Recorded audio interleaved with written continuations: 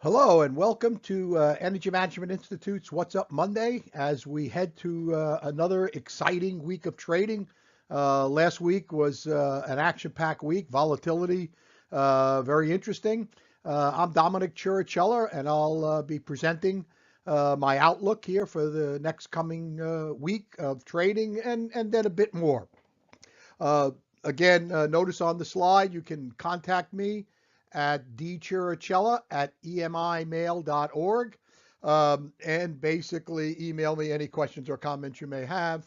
Or you can go to our website and there's also some contact information at that area too. So let's get started. We have a lot to talk about this week, and let's see where we end up. So, what are we going to talk about this week? We're going to start out in our little presentation here and talk about current price direction, kind of a snapshot of what some of the main oil product instruments are trading at, some of the spreads. I have to comment on the evolution of and implications from Davos last week based on the direction of the dollar, based on the global economy, and the direction of equities. We're then also going to talk a bit about what could be a change, or could at least be the beginning of a change in the short-term fundamentals, and that will coincide and be in conjunction with the weekly inventory snapshot. We'll talk a bit about what's the status of OPEC, what's going on there. And is the weather changing and what the implications might be on the heating oil demand here in the United States? It's certainly not so cold over in Europe, so it's more of a U.S. play that can be happening. And let's just give a quick little update as to what's going on in the world of geopolitics. Not much change there.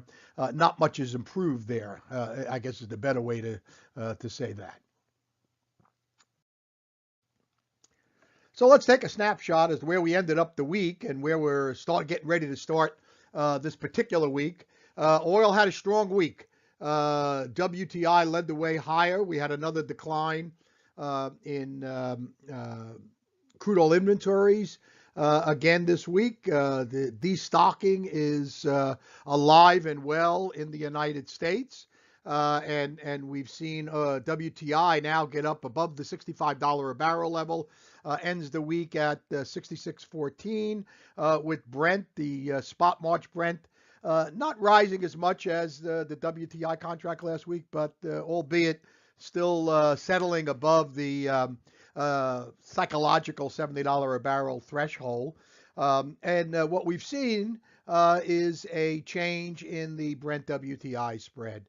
WTI has been outstripping Brent to the upside, and we've seen that spread depreciate from around the mid sixes to where it settled here at 438 on Friday. And looking like it could go a bit lower. We're looking at a trading range of between $3.50 and $5 a barrel for that particular spread. On the refined product side, don't forget this coming week, midweek, both the ultra low sulfur diesel and gas oil, and RBOB contracts on the NYMEX and ICE for the February period will expire on the 31st.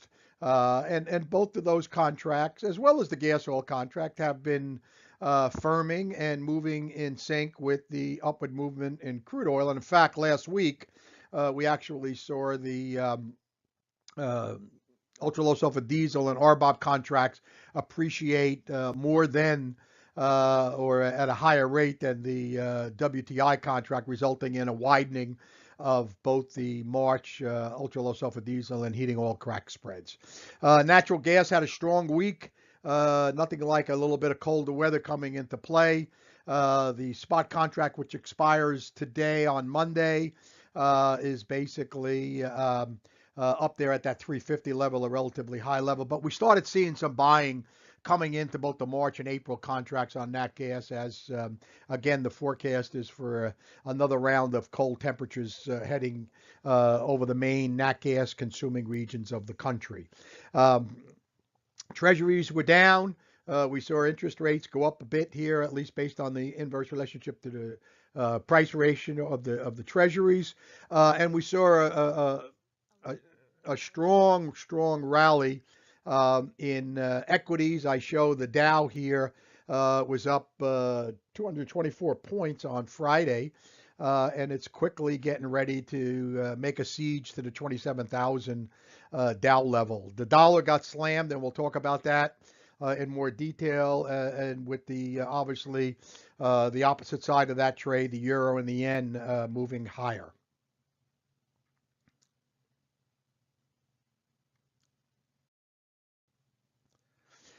If we look at the snapshot in a little bit more detail and in comparison to where the current prices are in conjunction with the year-to-date average, as well as the relationship to the forward curve. We've seen the WTI and Brent basically in a bit of a backwardation compared to the or the spot end of the market, in a backwardation compared to the forward curve average. We're well above last year's level. Again, we're seeing that Brent WTI spread coming well off its highs and starting to get closer to the annual average of 2017.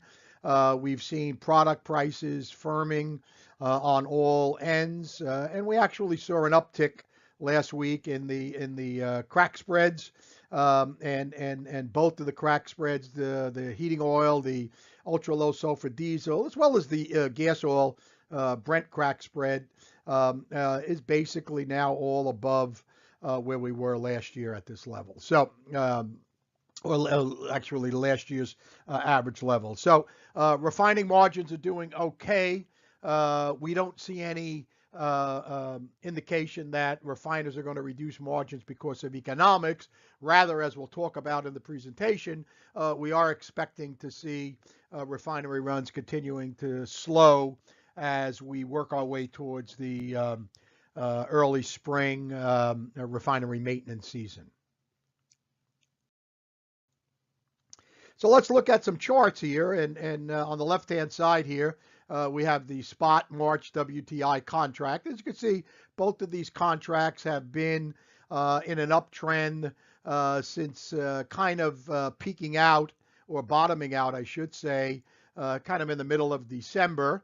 What we see here is I envelope both of these charts with the linear regression line and one standard deviation on either side of that line, and we're right now for the March contract following that linear regression line straight up right in the middle of the line, whereas last week we saw a bit of an underperformance on the March contract.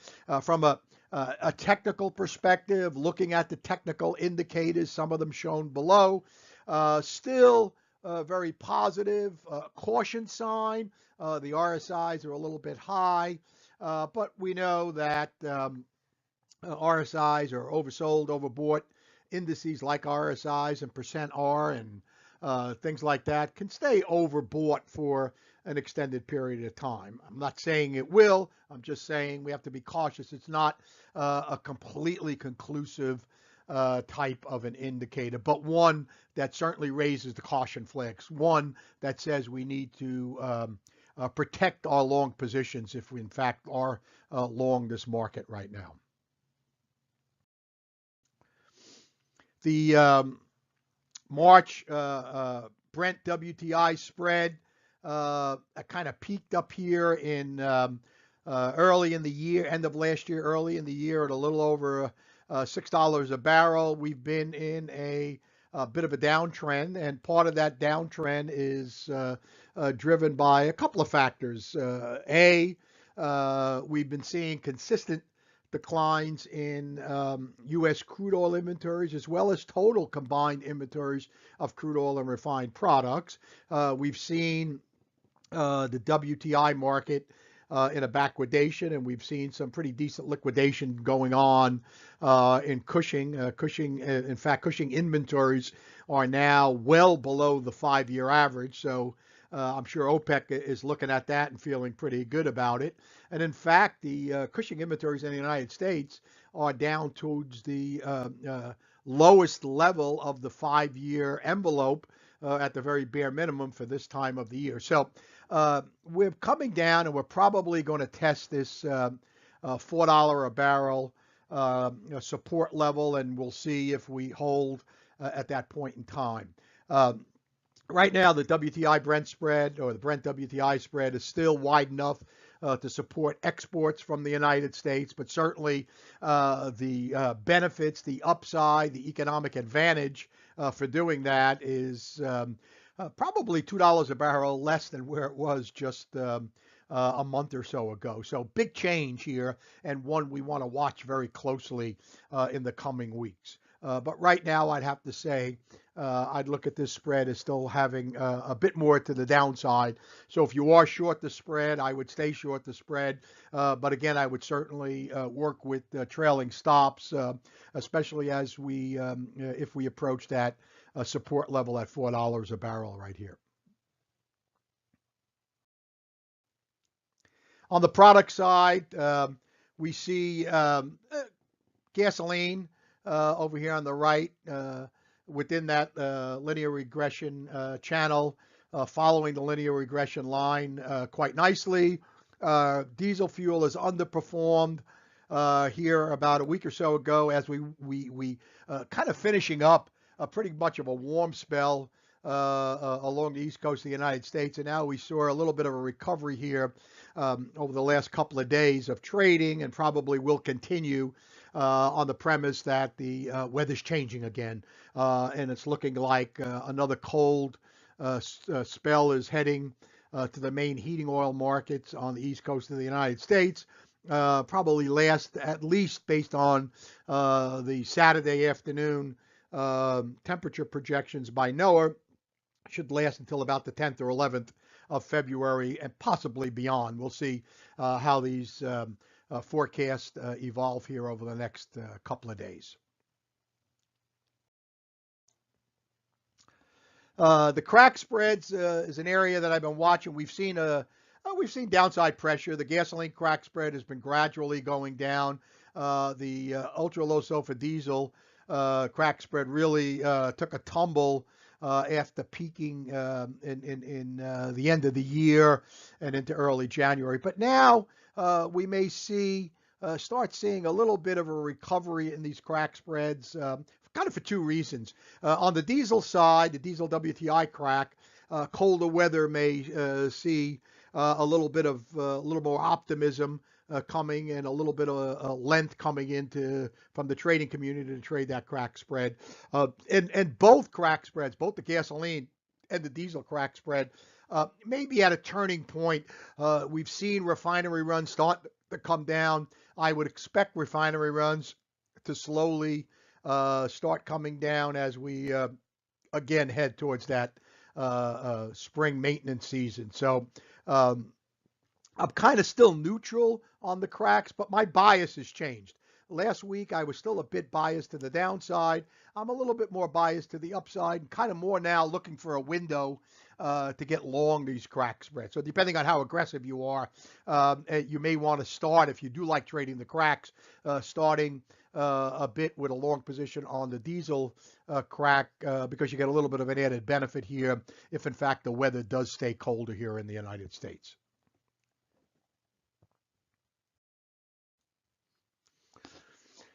The big event last week, external to the main fundamentals in the market, and I want to start with that.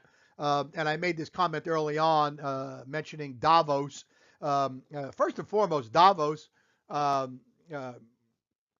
a lot of politics going on, and a lot of comments, and a lot of opinions. But if we weed through the main theme that came from many of the heads of state, as well as the CEOs of many major corporations, including the energy sector, along with the big bankers of the world, the IMF, what we walk away from last week is a very optimistic viewpoint on the global economy.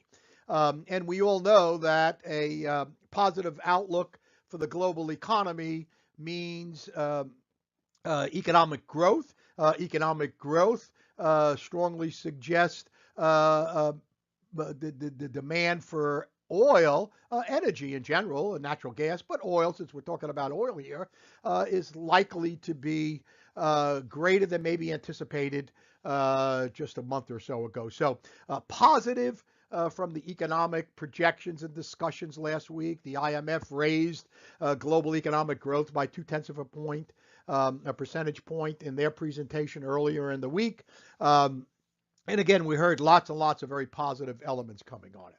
On the other external, the direction of the dollar, and we all know the direction of the dollar is inversely related, as we see here, to the direction of oil prices. And the dollar got pounded pretty good last week. And it was, it's been the dollar, as you can see, it's not just last week. The dollar has been in a downtrend here since last year. It just kind of accelerated a bit last week after the U.S. Treasury Secretary kind of gave a favorable comment, albeit after the fact he claimed it was taken out of context, but gave a favorable comment regarding a weaker dollar. Kind of good for the United States. I mean, that's not a big revelation.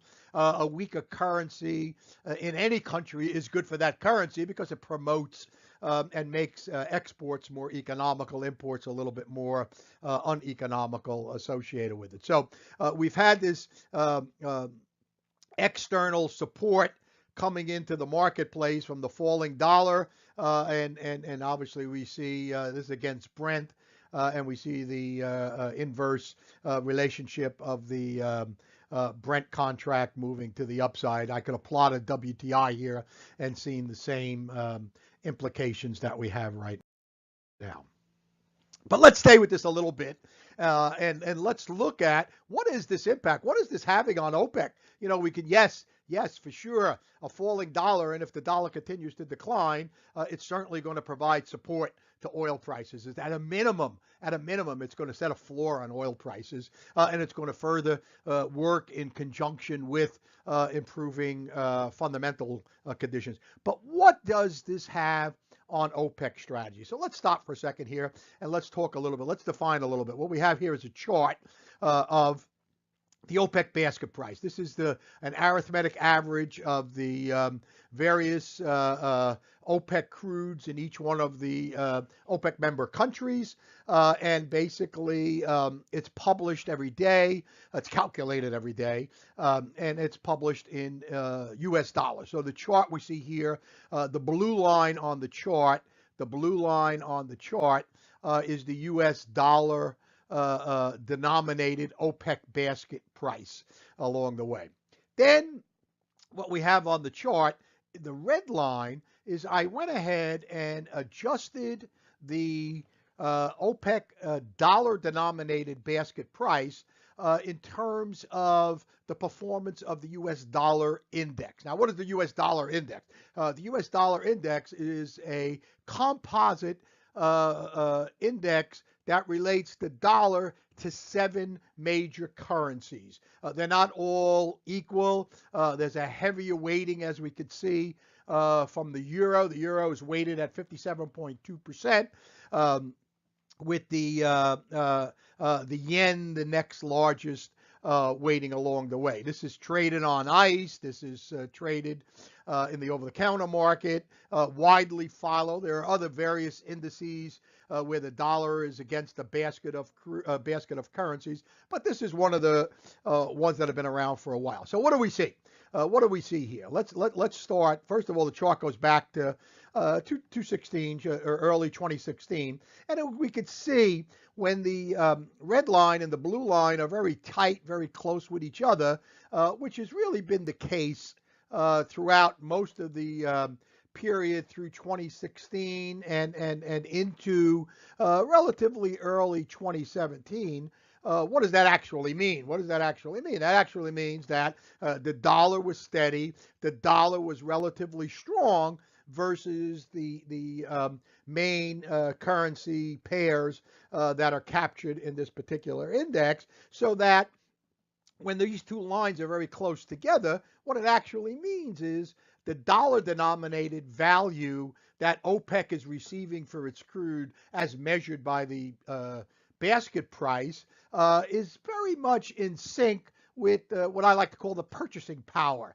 OPEC sells their oil in dollars. If the dollar is depreciating in value versus other currencies, then basically OPEC's purchasing power is depreciating. So again, for this period when the agreement, the OPEC cutting accord, was first kind of informally agreed back in at the end of September of 2016, and then very formally agreed on November 30th of 2016, and the non-OPEC participants like Russia all came into the fold. The dollar was relatively stable and strong versus these key currencies. So the OPEC basket price, in fact, in September of 2016, was not too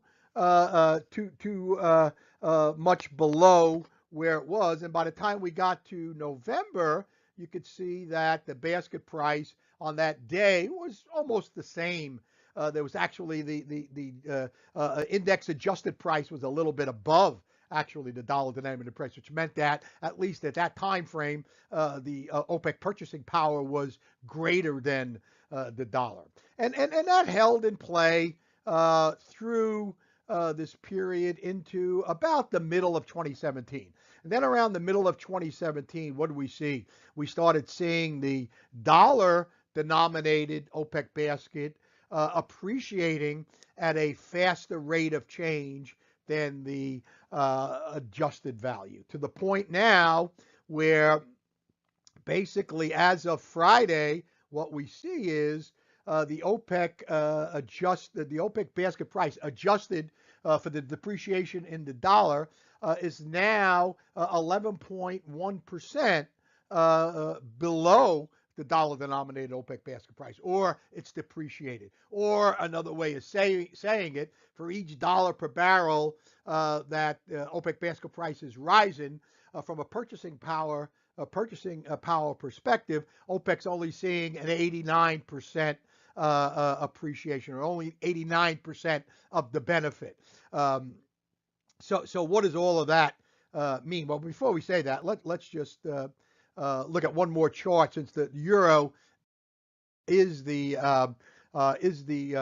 main or the majority of the dollar index. Again, you can see that differential between the euro adjusted price of the basket versus the dollar adjusted price of the basket. It's a big widening gap here that's happening. So, what does all of that mean, and how do we interpret it? Well, I'll tell you the way I interpret it is basically with the dollar declining, yes, it's going to be a positive for oil prices. But with the dollar declining, I also believe it's going to be a positive to keep OPEC on their guard, to keep OPEC very well committed to this production cutting accord, because they're not appreciating in value from a purchasing point of view as quickly as in dollar denominated. So they're working on two fronts here.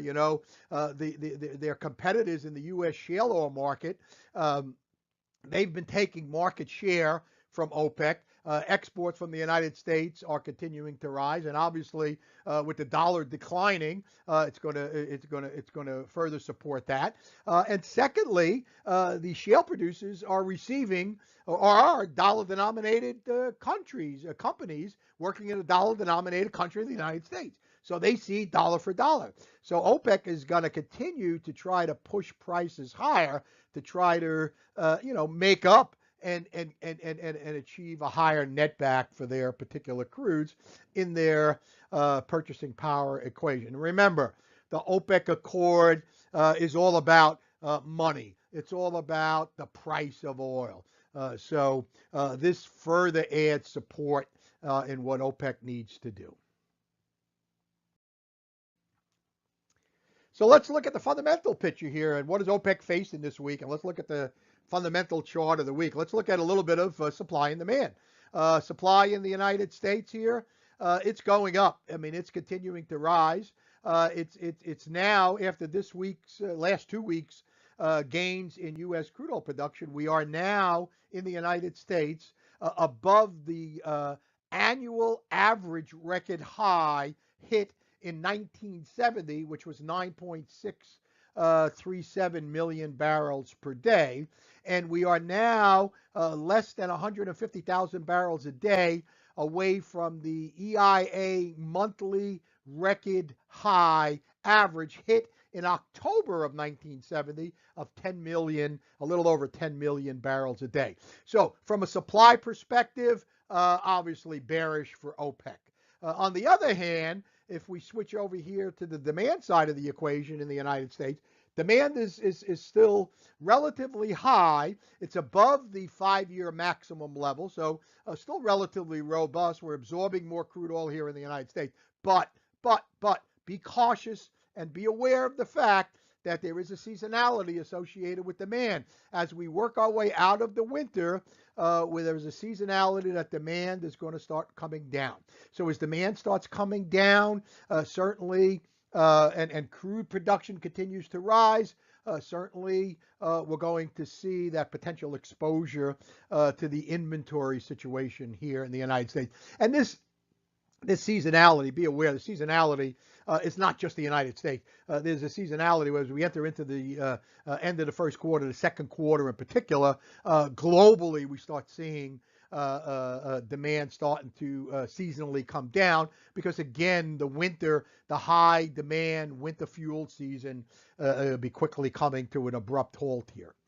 So staying with that, let's look at 2 more charts here that may have implications, one in particular, and that is refinery runs. Refinery runs here in the United States, economics are still pretty good, but we're at that point in time where seasonally we start coming down. And why do we start coming down? We're entering the spring refinery maintenance season, not only in the United States, but globally. So what does that mean? What does that ultimately mean? What that means is refiner demand for crude oil is going to go down. Refiner demand for crude oil goes down. Remember in the previous slide, production is going up.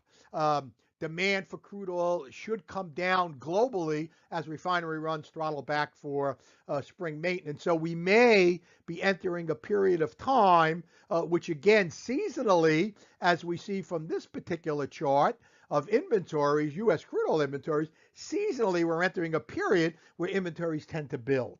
So this destocking pattern that we've seen and the fact that U.S. crude oil inventories are very close to the 5-year average, we may see that starting to turn around now. Now, how steep it goes or how quickly or if the rate of change of the what I would believe to be a seasonal increase in inventories is greater than the 5-year average increase, it could turn out to be bearish. It could turn out to be a catalyst here for potential short-term correction in the price of oil as the market becomes a little bit less optimistic, a little bit less, or put a different way, a little bit more concerned that the achievement of the global industry becoming into a more balanced supply and demand situation could get stretched out a little bit down the road.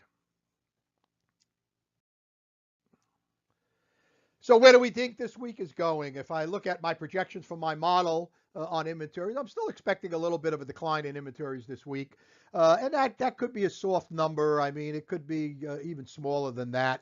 I'm expecting a build in gasoline and a small draw in gasoline as we had some winter demand. But again, the important piece I'm looking at here is another decline in crude oil inventories as, again, we start working our way towards that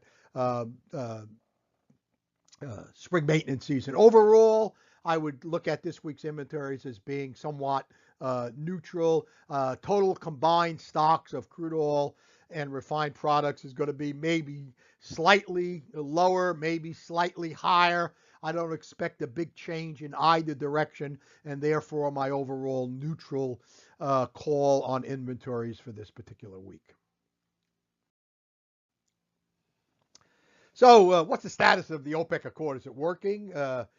Positive comments continue to come out. Oil prices moved strongly higher last week. WTI was up over 4%. Brent was up almost 3%. The rest of the complex was higher. In fact, refined products increased more than WTI and Brent last week. So the crack spreads actually did widen last week. Inventories are still in a destocking trend. We see now total combined stocks of crude oil and refined products. And remember, you know my feeling. Oh, you could call oil crude oil, you could call it refined products. By oil, by any other name, is still oil, and that's now at 156.9 million barrels below the high hit in February of 2017, and only 32.4 million barrels above the 5-year average. So again, remember, what's OPEC's objective? Let's get these inventories down to the 5-year average, because they know that when global inventories are hovering around the 5-year average, there's a higher probability that prices will basically stay firm and slowly move higher rather than being hit with very strong rounds of selling.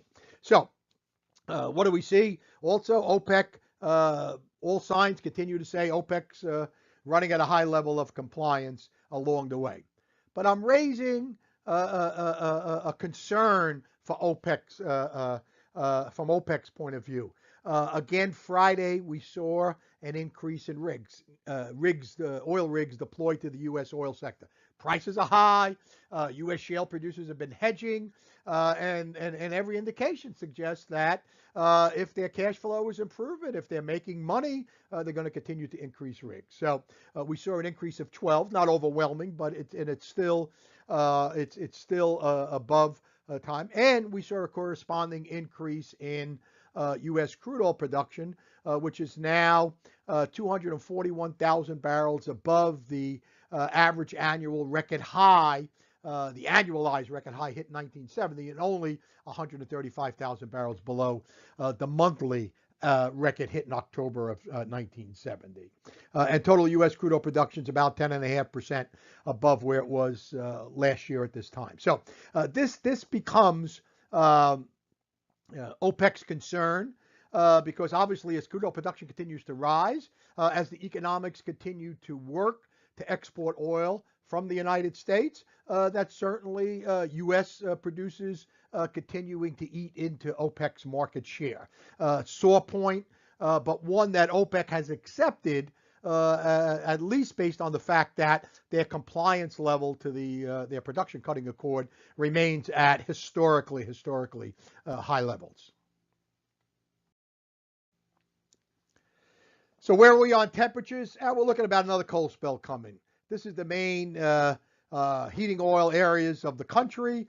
We're looking at the first 10 days or so of February, looking at some cold temperatures. So we should see a bump up in heating oil demand. Obviously, if any of you folks are trading natural gas, we should see natural gas demand also going up during this time frame. So a positive. One of the reasons why I suggested a little bit more positive viewpoint on the ultra low sulfur diesel crack spreads. So conclusion, OPEC is committed. I mean, there's no sign. Nothing changed last week. I can't imagine anything changing this week as far as their commitment to their plan of supporting a price and balancing global supply and demand. As I've been saying, there's a lot of variables that can change in both directions. More geopolitical events. I mean, there's a lot of geopolitical events going on. There's a lot of geopolitical risk that sits out there. And again, the lower global inventories go, the higher the impact of a geopolitical event or even existing geopolitical events can go. The market sentiment last week was much more positive than it was the previous week. Remember, the previous week we talked about last week, the IEA came out with a relatively bearish forecast, but basically after all of the positive comments coming out of Davos on the global economy, and certainly with the selling of the U.S. dollar, the market sentiment is for more upside for the price of oil certainly continued to rise. Again, from a caution perspective, the upside oil trade is crowded. No matter how you stretch it, the net long, the commitment of traders report that comes out every Friday at late afternoon reported another record net long trade position for the trading speculative community.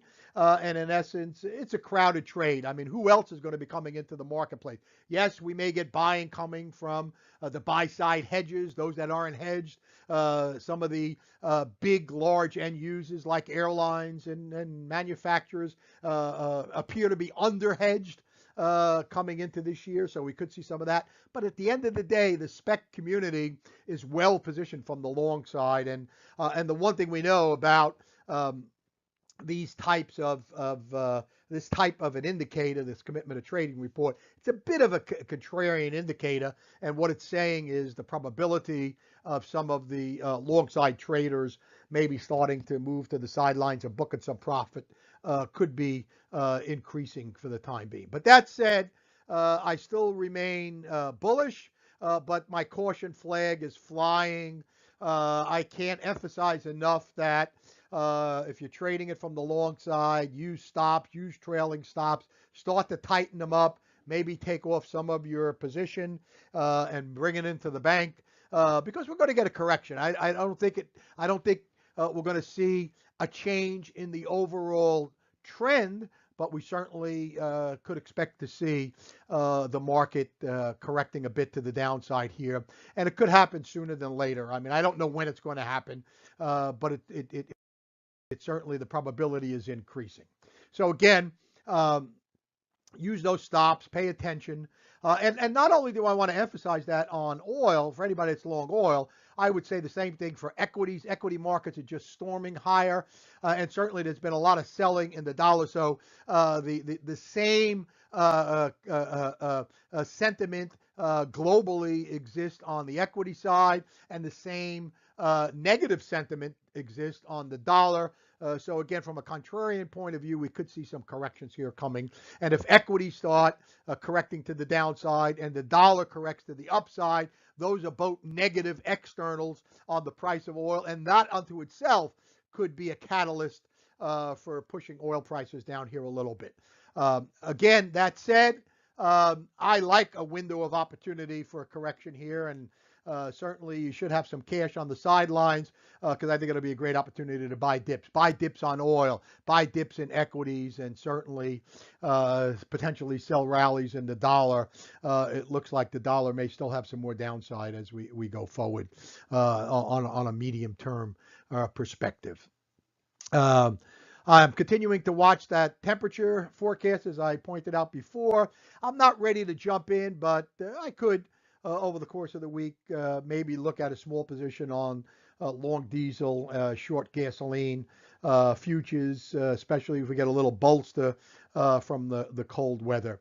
And similarly, I've changed my view a bit on the crack spreads. I think I'm neutral to more to the upside or widening of the spreads with a little bit more emphasis on the diesel spread, primarily from the colder weather that's coming through.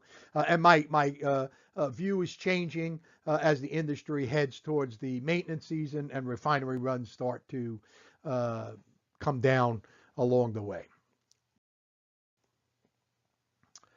So I hope you have a good week trading. I think it's going to be another exciting week. I think that the volatility is going to be high, and when volatility is high, that creates a lot of excitement, and more importantly, creates a lot of economic opportunity. I think you hedgers on the buy side hedging, if you're under hedged, you might be getting yourself ready here for a window of opportunity to do some buy side hedging if we get a little bit of correction. I think we will get a little bit of a correction here, and it may be a window, a golden opportunity for you sell side hedgers like producers and what have you. You might want to do a little hedge adding here in the short term before the market does get a little bit of a correction. Again, I hope you enjoyed the presentation. I hope you join us next week. If you have any comments or questions, again, I'm Dominic Chiricella, and you can reach me at dchiricella@emi.org or dchiricella@emimail.org. Either one of those emails will get to me. Or you can go to our website at www.emi.org and contact. You'll see the contact information exist on our website. So good luck trading, good luck hedging. Have a wonderful and prosperous trading week.